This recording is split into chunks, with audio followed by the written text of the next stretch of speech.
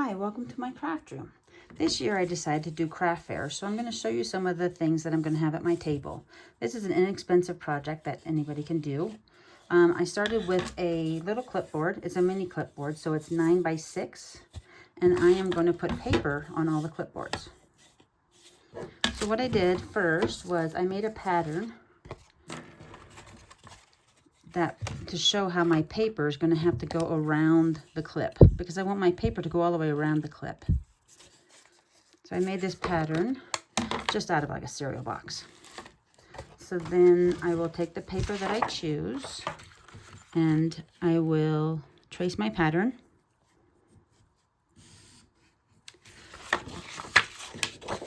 And then I'm going to cut that out.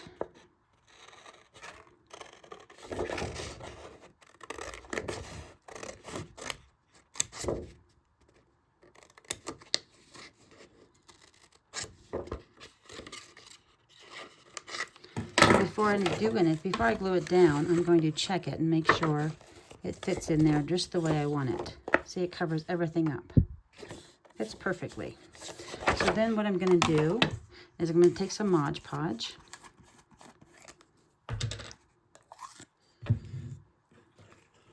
And I'm going to cover my clipboard with Mod Podge.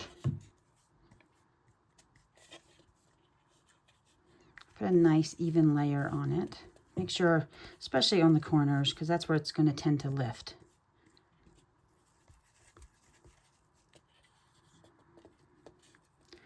And then you want to get way up here in your clip to make sure you have plenty of glue up there, because that's where it's going to lift also first. Want to make sure that little piece is going to be stuck down really well. So we'll cover all of that. And then I want to get glue underneath the clip, but I don't want to get glue on the clip. So I'm going to hold this up and put the glue underneath there. And then I'm going to take my paper and tuck it in there so I don't get glue on the back of my clip. Then I'm going to adjust it while the glue is wet. Make sure everything's covered up. And then make sure it's pressed down really well. And I have paper larger than the clipboard. And then what I want to do is I want to take some sandpaper and I'm just going to go across the edges in one direction. I don't like to go back and forth. So I'm just going to sand it in one direction.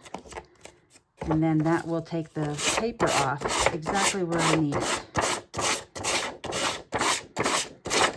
Go all the way around it.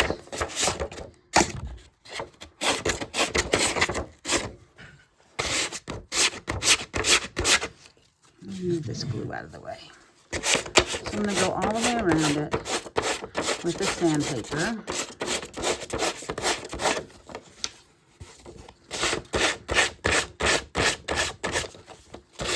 See, and that's just taking the paper off exactly where I need it to be. And I only want to go in one direction. Remember, if you go back and forth, it kind of rips up the paper a little bit.